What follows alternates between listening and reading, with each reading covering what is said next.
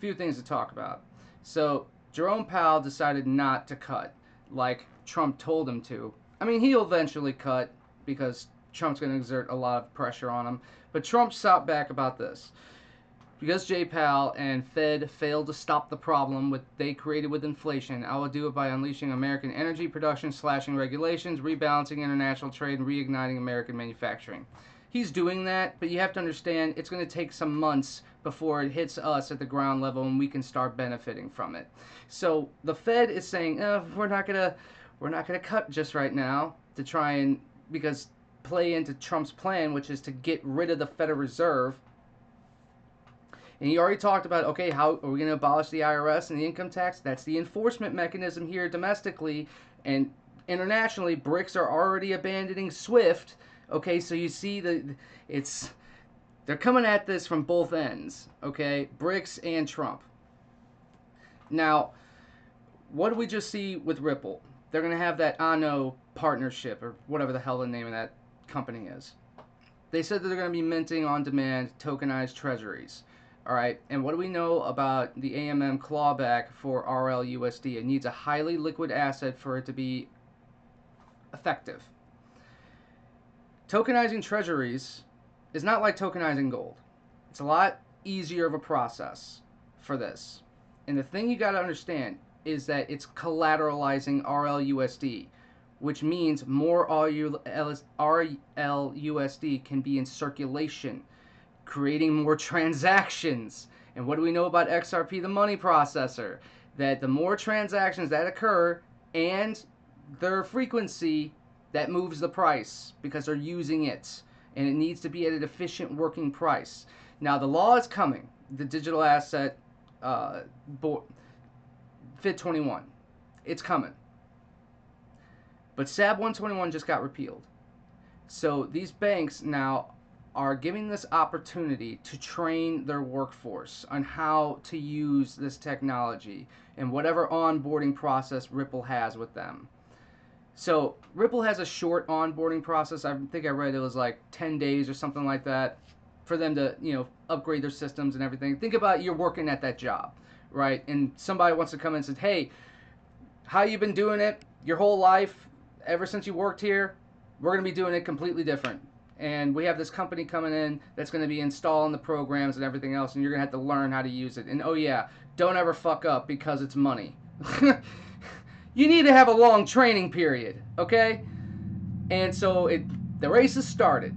Now that these banks can custody it and start using it as the money processor itself, you see all these things that are falling into place. All right, we have the means of exchange, XRP, the method of payment, XRPL, and the unit of account, RL USD. And we see this fight going on with Trump and the Fed. It's going to get worse, okay?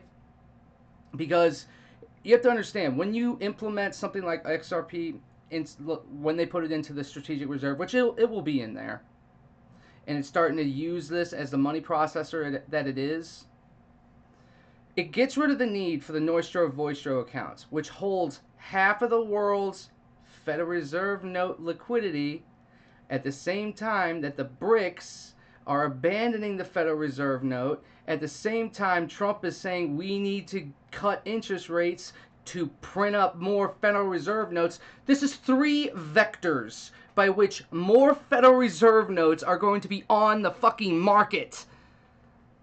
A lot of them. I mean, half of the world's liquidity through the Nostro-Vostro. That's plus the other 2. How is that not hyperinflation? How is that not hyperinflationary? Right then and there.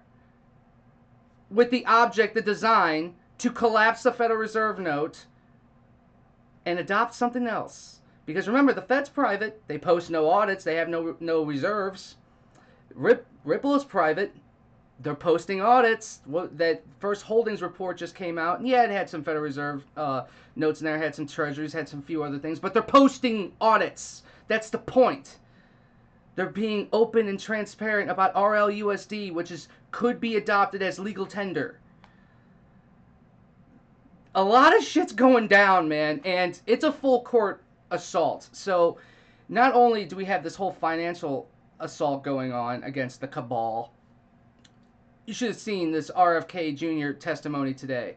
All those senators are fucking bought off. They're blackmailed and they're totally afraid of the pharma industry. And what they're going to be trying to do with Tulsi Gabbard, they're going to try and have a secret vote because DNI, Director of National Intelligence, oversees the CIA. They are afraid of all of these intelligence agencies. Totally afraid of them. And they're trying to have a secret vote for her. And then the whole Kash Patel one, let me tell you, sparks are going to fly there too. Stay frosty, my friends. We're getting close. We're getting very close. The law for Fit 21, read that, and then read it with the idea that, oh, Ripple's a company that's trying to be inside of this regulatory framework, that they're already compliant with MICA, and Tether's getting delisted. Who's going to get all that stablecoin business? RL USD just got the money transmitter licenses in New York and Texas. And Texas is going to launch their own stock market. And New York already has one, the old system.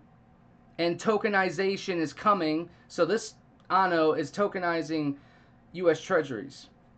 Awesome. I can't wait to see one that's going to tokenize securities. And then put that as the backing towards RL USD. It's just a simple act of Congress to revoke the Fed's charter and give it to Ripple. Simple act. Whole lot of shit coming down. I'll keep you updated.